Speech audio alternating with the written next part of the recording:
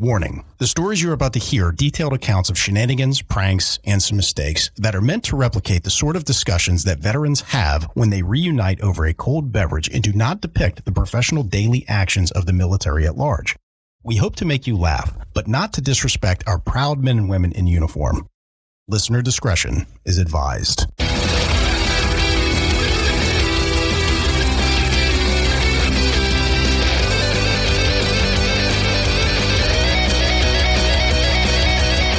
Welcome to Cammo Comedy, where we take a humorous look at the lighter side of military service. We got a big show for you today, but before we jump into it, if you like what we're doing here, give us a subscribe, give us a follow, whatever they call it on your podcasting platform. And while you're at it, give us a 5-star rating, write us a review, as that makes us more relevant in the algorithm and boosts the overall visibility of the show. But word-of-mouth advertising is just so powerful, so if you tell some friends, I will love you forever. Okay, let's jump into the show. I am your host, Darren Wolf, and just as a friendly reminder to the audience, we put out a new show every single Monday, so make sure you give the notification bell a nice tap. Give it a nice tap so you don't miss a show. Joining me today is the man who lost his virginity on a water slide, call sign Double Take. Double Take, thanks for joining the show today. Listen, that did not fucking count, okay? It counts. It did not count. It counts, bitch. Hydro. It was like a water enema. Hydro penetration counts. Also joining the show today, the man who thought that lactose intolerant was a hate group, call sign Cheeks. I actually am lactose intolerant. Get the fuck out of here. No, you're not. I've seen you eat barrels of cheese. You look like you look like you're built out of cheese. Spread cheeks and not hate. And you guys are spreading hate. Oh yeah, that was pure hate right. That was very hateful. I love you. I love you. You guys can spread my cheeks later. Fucking A. All right. Are you guys ready for my first story? Yes. Let's hit it. All right. So this is an Air Force story. However, it involves a guy that transferred from the Army to the Air Force. This guy thought he was going to be the motherfucking man when he came over there. Now, it's one thing if you think that and you have the goods to back it up. It's another thing entirely if you're out of shape, you don't know anything, and you just have nothing but ego. Like if your tits look like melted pancakes. Something like that, right? So this guy, needless to say, he was not fitting in very well because he came in with this attitude that like, hey man, I know what the fuck's going on. I've been in the Army. This is the real military, and fuck all of you guys in the Air Force, right? Oh, it was one of those fuckers. Just thought it was his golden ticket to I know everything. I'm better one of those than you. Globo Gym bastards. Yeah. What the fuck? At Globo Gym, we're better than you, and we know it. Yes, from dodgeball. Oh. So this guy obviously was not fitting in very well. So he decided that he was going to get petty revenge by taking a shit in the toilets and leaving it for the next shift. Now, There's no way that's going to backfire. So let me just lay this out a little bit further. So these guys were shift workers, right? You had a 12-hour shift, you had day shift, and you had night shift, right? So this guy from the Army worked day shifts. So when he would come off, he would beeline it right down to the bathroom before he turned in his weapons and all of his gear for the day.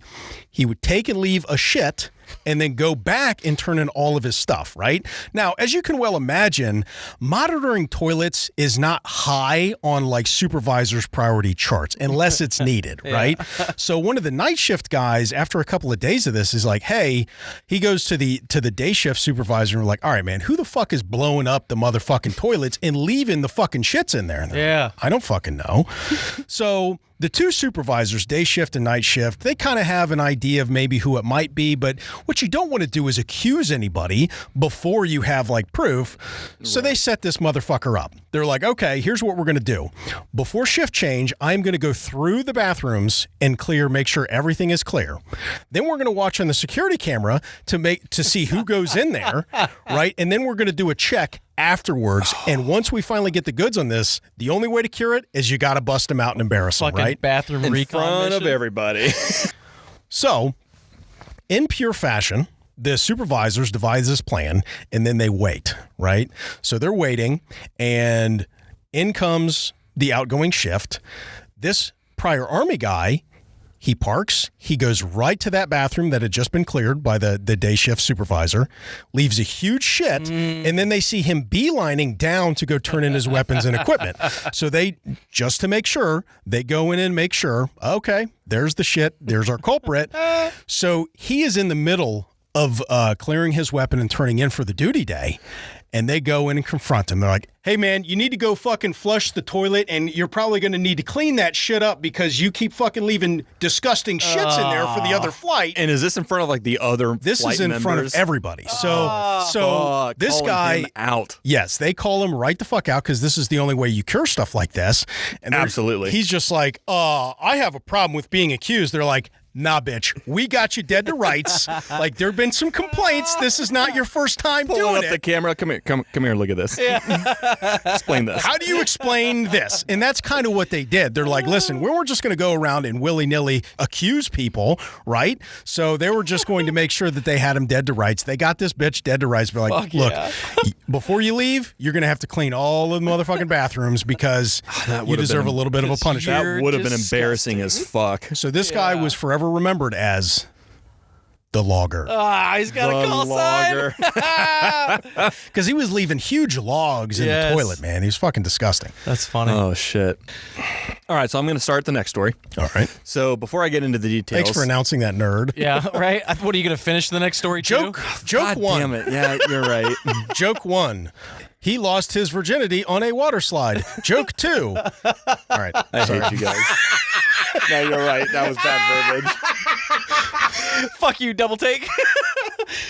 We love you. Your belly laugh is my favorite laugh effect on We this love you. entire show. All right, guys, I'm going to take the next story. All right. So, you got? before we get into it, I think it's noteworthy to say, in the military, not everybody always fits into their job, right? enough. That's fair. I mean, I'm sure you both in your years have experienced that. Don't tell me that the fucking recruiters lie to people. They try to stick them in jobs they might not be right for. They would never do that. They would never do that. But yeah, so that premise that not everybody is a perfect fit for their job, especially in the situation of, say, like military police. Right. Mm-hmm. I've interacted with a lot of people over the years where they don't fit into that cop Yeah, mentality. a lot of run-ins with the police, huh? More than I care to admit. There was that one guy, remember a couple episodes ago, the Barney Fife motherfucker? That was like Oh yeah. running out, tripping, dropping his gun and shit. So this female who was military police in the Air Force, they worked 12-hour shifts, so she was on a night shift. Okay. This specific time, she is on the flight line, so she's sitting in a truck for 12 hours just watching jets. Brutal. Yeah. So hopefully you got something to entertain yourself. Otherwise, it's going to be a long 12 hours, and you're going to start just finding random shit to keep your mind occupied, Right. which unfortunately for her is what she needed to do in this case. So she's sitting out there, I don't know how long, but it's later into the shift, later into the night. And she's, bored, so she's just fiddling with shit, starts playing with her gear. She's just messing around in the truck, trying to find shit to do. So now switching to her supervisor's perspective, it's been quiet for a while, nothing's going on, and suddenly you hear her voice over the radio, and she chimes in and is like, hey, patrol, whatever, I need a supervisor out here. Oh, shit. Which never sounds good. That is Somebody not- wrecked the truck. Right. Yeah. Under any other circumstances, it's like, hey, I got this situation. Here's what's going on. I need some assistance. As a supervisor getting that call, your asshole is going to just pucker. yep. Like, The what the fuck tightest am I going to squeeze. deal with? Oh, no. So there's no more information. That's it. Just, I need assistance out here. So he's like, oh, fuck. What the fuck am I about to find? Yeah. So he drives out to the flight line to go talk to her. And normally when supervisors come up to patrols, they'll get out of the vehicle to talk to the supervisor. Yeah, like a post-briefing. Exactly.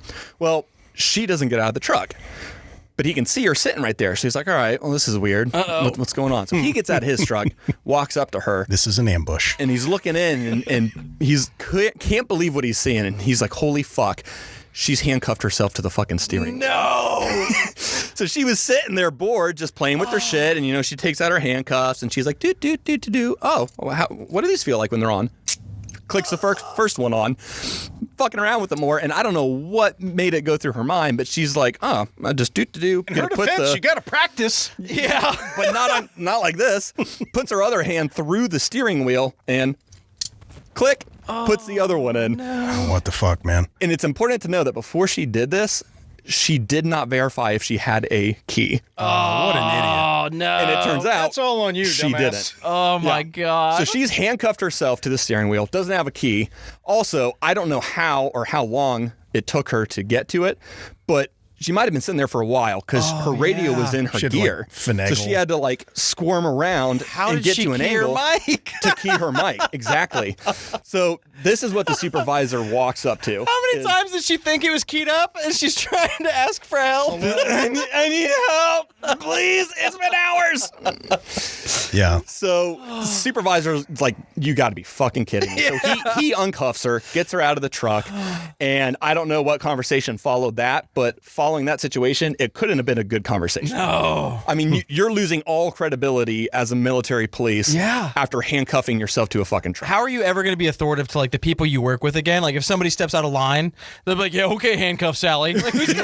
You know how that stuff I don't always, think you can. Yeah. I'm just going to go ahead and point out that usually the people that fuck up are required to give the class for the next several weeks. Okay, let's go over proper gear. Let's go over proper handcuffing technique. I would love to she be able... handcuffed perfectly fine. Right, she it had worked. this figured out. It worked.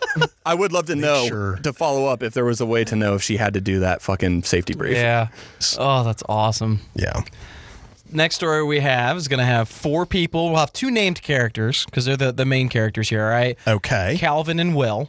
What up, Calvin and Will? Calvin and Will were in the Air Force, okay, and they were getting ready for a deployment. So pre-deployment training, and every time everybody would run around the barracks, in typical military fashion, you're walking to and from the latrines to the shower after a hot, sweaty day, and you don't want your towel to get gross and dirty covered in your nasty ass sweat, right? Right. So these people would just walk to the showers naked. Right. Well, Calvin would be like, hey, cover your dicks up. I don't want to see that. Well, what the fuck? So Was he homophobic? Well, and that's what everybody was thinking, right? So right. it got to the point where they would walk by, they'd see Calvin, who's an E6, right? And most of these guys were in the NCO bay. They were all E5s, and Calvin was the E6. Right. Well, everybody would see Calvin, and they'd open their towels up and be like, woo, look at my dick, right? Hey, look at this helicopter, Calvin. Excuse me, that is called the cockacopter. Cockacopter. Excuse me, cockacopter. It's called sexual harassment, actually. Helicocksucker. So... they keep flashing Calvin. Their dick's like, man. He's like, God damn it. Covers his eyes. Like, put your fucking dicks away. God damn it. I don't want to see that. Which makes them do it even more. Makes them do it even more, right? Yeah. It's that positive feedback loop. So this goes on for a week or so. And then they get done with the day of training. They all go shower. They're sitting in somebody's room, and they're all drinking beers and stuff like that. And there's 2 beds sitting across from each other. You got Will and Calvin on one bed, and then the 2 other guys across from Will and Calvin on the other bed. Okay. And they're having their beers. Calvin's like, all right, I'll be back. I got to go take a piss. So Calvin bounces. Somebody else has the bright idea. They're like, hey, what if when Calvin comes back, we've all got our dicks out? Of course. Right. Of course they do. Of course that's what they do, right? So they're all like, I have their wieners out. So Calvin comes back from taking a piss, and he walks into the room, and he sees this trifecta of cock. Right? Cornucopia of cock. This cornucopia of cocks. And he kind of looks around the room. You guys know I'm bi, right? Oops. Record This scratch. is taking a dark turn. What? No, he wasn't a homophobe. He was bisexual, which makes this so much funnier. Oh, it's even better, Okay. yes. Everybody kind of slinks back to oh, shit. And Right, they're feeling uncomfortable now. Right. Well, the best part of it is we found out later, Calvin loves to make people uncomfortable with this information, and that's exactly what he was doing. Okay. One of the guys It's a setup. One of the guys across from Will and Calvin goes, yeah, well, do you find any of us attractive? With his dick out? No, they had already, they had put their... Now that this is established, they're all sitting there wondering, well, do we float his boat? What what's about going me, on? right? Calvin comes back, no! Why do you think I'm telling you to put your dicks away all the time? I don't want to see your dicks! None of you guys are attractive to me at all! Well, Will... Gross. Will... Sounds like Will was just mad he was not Calvin's ideal man. So that's exactly what happened. So Will, through the whole Will told Calvin, he's like, okay, so not me, right? And Calvin's like, no, not you. You look like a refrigerator. You're not the guy I'm into. I don't find you attractive. And Will's like, okay, well, fuck you then. I'm gonna be your 210 too. I was gonna say, So you're 2 in the States, you deploy. You're still ugly, but by comparison, you're a 10, and then you come back to the States and you're a 2 again. you say say you don't dig me now. Let's talk again in 3 months. Exactly. So Will's like, I'm going to go overseas. I'm going to get ripped up, and this dude's going to find me attractive. That's my fucking goal. That's my deployment goal, right? So his goal wasn't to fuck him, but to get him to want to fuck him. Exactly, yeah. So, okay. So Will goes all in, right? And for the whole deployment, there'd be these random times where Calvin and Will would be alone in a room or something like that, and Will would just strip completely naked. How about now? Yeah, he'd get naked, like Bruce Almighty, that shit. Like, hey, what do you think now? Like, kick his foot out and stick his butt out. He'd be like, hey, am I hot now? And Calvin would just be like, God damn it, what dude, are you no. gonna do? What are you gonna do? So Calvin's like, no, dude, I don't find you attractive. Put it away. So one day, they're like 4 or 5 months into this deployment. Calvin comes over, it's their day off. Calvin comes over to Will's room. He's like, hey, man, I'm going to make some coffee. Do you want some? Like, yeah, I'll come over and get some coffee. He comes over. Calvin turns around for like a half a second, okay? That's all the time he needed. That's all the time he needed, dude. Will strips completely naked, standing in Calvin's room in like all bit of his glory, and he's cut up, looking good from deployment. Calvin turns around, looks him up and down, just pours his coffee and hands it to him. Doesn't say a word. It's so disrespectful. Whatever. The best part of this is obviously Calvin never found Will attractive, but they're still like best friends to this day. Oh, that's awesome. Which is awesome. That's awesome. And Will also has never been able to wingman Calvin either. Probably out of jealousy. Wah, wah. All right, so check out this next story. What do you got? We set the table here.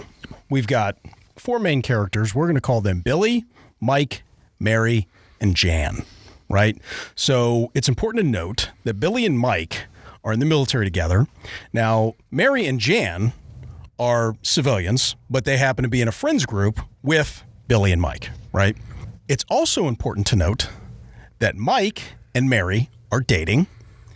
Billy is single, right? Jan is a friend of Mary's. Okay. Now, so these people are all in a friends group, much like the show Friends, right? And Mary is just become obsessed with the fact that Billy is a bit of a workaholic and is not dating anybody. And she just decides, you know what? You work too much. I got this great friend over here, Jan, and I think you guys would really like each other.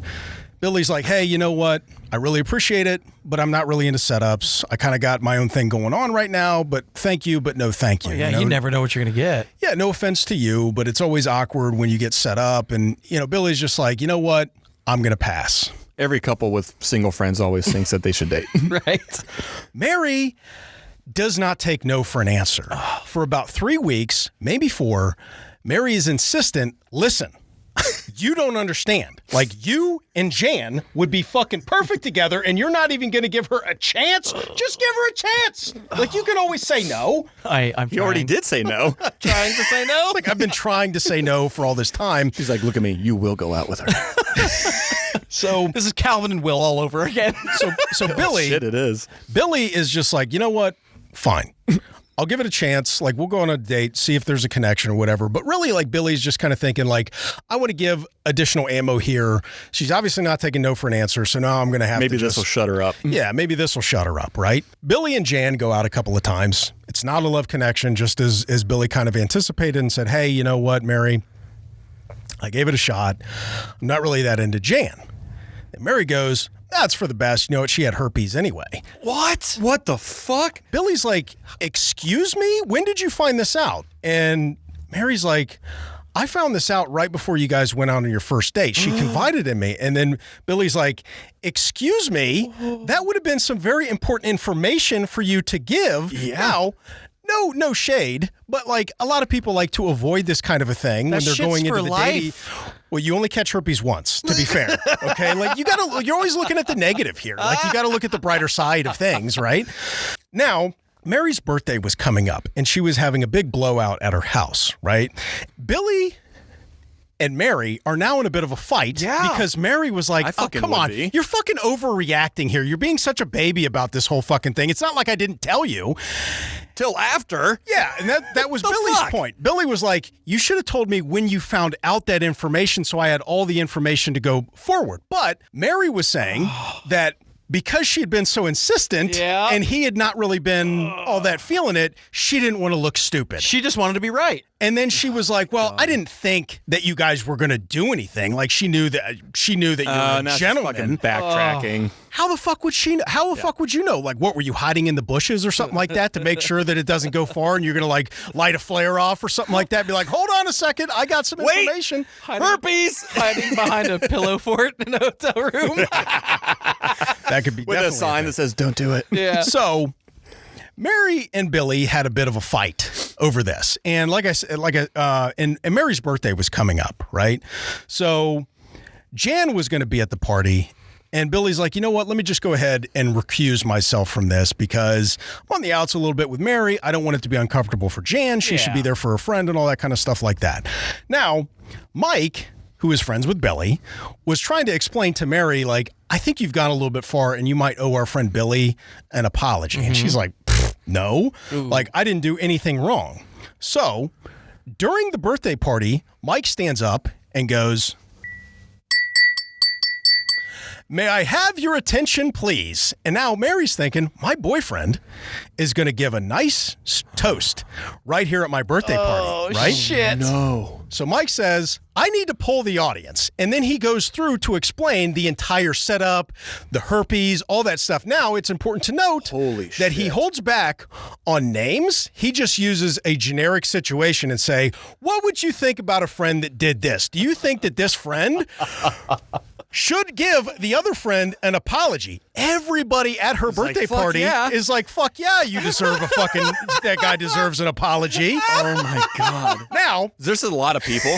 There is a lot. There's like 30 plus people at this birthday party. Shit. And Mike knew that Mary can't say shit without fucking outing herself. So she's just standing over in the corner seething. Like, Was it poor Jan just sitting there too? Like, oh God. No, it's important to know. I'm glad you brought that up. Jan had left by this time. She kind of did like a thing where she came in, she said her hellos and whatever, and she's just like, hey, I'll see you. Once Jan hits the door, we need to talk. So Billy and Jan are gone, right? So Mike's just doing this because it's the right thing to do. He was trying to prove to Mary this is the only way to say, like, okay, if you're not wrong. If you're not going to believe Billy, if you're not going to believe me, let's poll the audience. You might believe 30 other people. So this is something I really love about military folks is some of them don't give a fuck about making shit uncomfortable.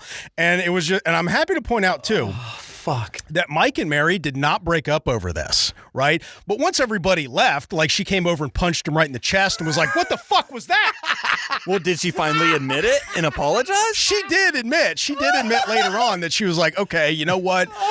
Maybe I do, kind of need to give Billy a little bit of an apology, maybe. But like, I didn't think it was a big deal. Like, I know Billy's a gentleman. Happy birthday, you're a bitch. Oh, that's awesome. Mary, if you're out there, I'm glad you came to your senses. Thank God Billy didn't spread those herpes cheeks. Now, look, God. Like a lot of GIs get themselves into a little bit of trouser trouble, and we're not trying to like diss that or whatever. People get crotch crickets all the time. Like, what the fuck? Crickets? What the fuck are you gonna? What? You never heard that before?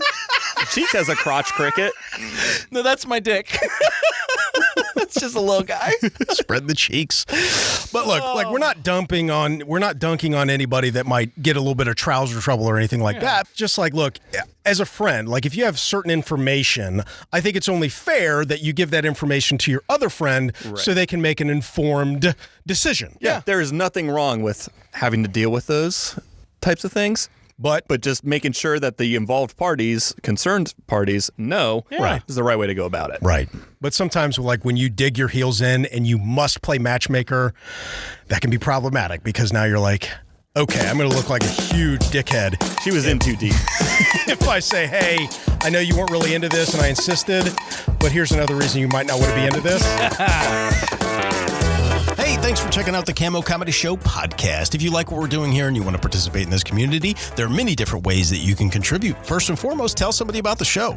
Word of mouth advertising is very powerful, and we really appreciate you for helping us out. If you have any funny military stories of your own or know somebody who does, with their permission, of course, you can contribute those stories via email at stories@cammocomedy.com. That's stories, STORIES, at CAMMOCOMEDY.com. Or if you're not too good at the internet, drop us a voicemail at area code 531-222-6146. That's area code 531-222-6146. That's right, we're giving away our phone number. We want funny military stories from all eras. So if you're not from a generation that's heavily online, we don't want there to be a barrier for participation. We have a lot of big plans for this show and building this community to support veterans. We will announce here soon, so stay tuned. All right, I'm going to go have a nice spicy bowl of chili. Later.